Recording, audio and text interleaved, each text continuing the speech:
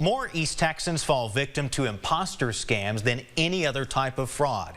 And all across the country, fraud losses are way up, with consumers losing more than $10 billion last year alone.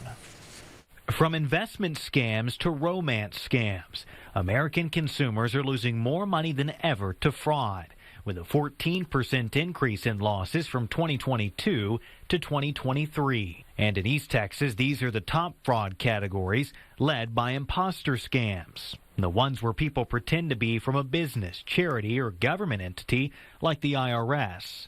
Prizes, sweepstakes, and lottery scams came in second, while online shopping and negative reviews were the third top category for fraud in East Texas.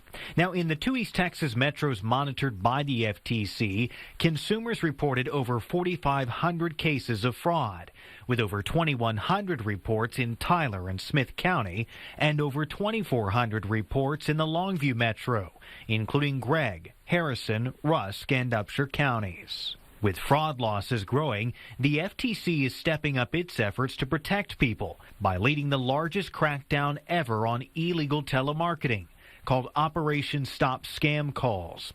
They're also in the final stages of a rulemaking process targeting business and government impersonation, along with cracking down on investment schemes while also confronting new scams, like the misuse of artificial intelligence.